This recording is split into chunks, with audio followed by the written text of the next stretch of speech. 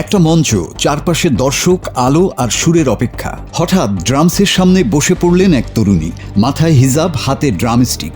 কয়েক মুহূর্ত পরেই শুরু হলো তুমুল বাজনা, আর সেই দৃশ্য ছড়িয়ে পড়ল সামাজিক যোগাযোগ মাধ্যমে ঝড়ের গতিতে।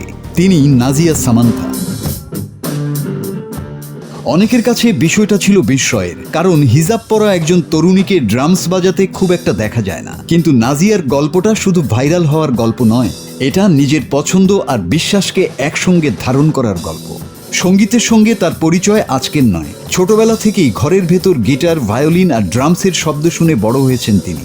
বাবার হাত ধরেই শুরু হয়েছিল সেই পথচলা। খেলাধুলার বয়সে যখন অন্যরা নতুন নতুন শখ খুঁজছিল, তখন নাজিয়া সুর আর তালকেই বানিয়েছিলেন নিজের জগৎ।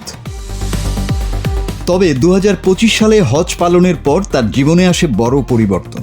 নাচসহ অনেক কিছুই তিনি ছেড়ে দেন, কিন্তু একটা জায়গা থেকে নিজেকে সরাতে পারেননি।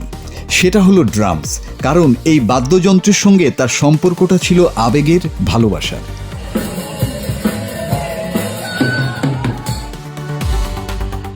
এরপর একদিন ঘটে যায় সেই ঘটনা। ভাইয়ের ব্যান্ড নবজাতকের একটি অনুষ্ঠানে তিনি ছিলেন একেবারেই সাধারণ একজন উপস্থিত মানুষ হিসাবে। পরিকল্পনা ছিল না মঞ্চে ওঠারও, কিন্তু পরিচিত একজন শিক্ষক তাকে ড্রামস বাজানোর অনুরোধ করেন। শুরু হয় স্রেফ কিছুক্ষণ জ্যামিং।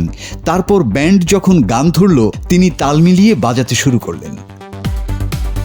সেদিনের সেই স্বাভাবিক মুহূর্তই ক্যামেরাবন্দি হয়ে ছড়িয়ে পড়ে হাজার হাজার মানুষের কাছে। রাতারাতি নাজিয়া হয়ে ওঠেন আলোচনার কেন্দ্রবিন্দু। অবশ্য প্রশংসার পাশাপাশি এসেছে সমালোচনাও, কিন্তু নাজিয়ার বিশ্বাস, নিজের সিদ্ধান্তের দায় নিজের। হিজাব তার ব্যক্তিগত পছন্দ, আর ড্রামস তার ভালোবাসা। তাই নেতিবাচক মন্তব্যকে গুরুত্ব না দিয়ে তিনি বেছে নিয়েছেন সামনে এগিয়ে যাওয়ার পথ।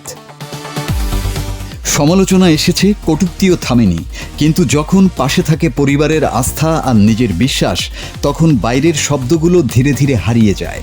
আর সেই কারণেই আজও ড্রামসের প্রতিটি বিটে নাজিয়া খুঁজে পান নিজের স্বপ্নের প্রতিধ্বনি। মাসুদ হাসান, বাংলা টিভি।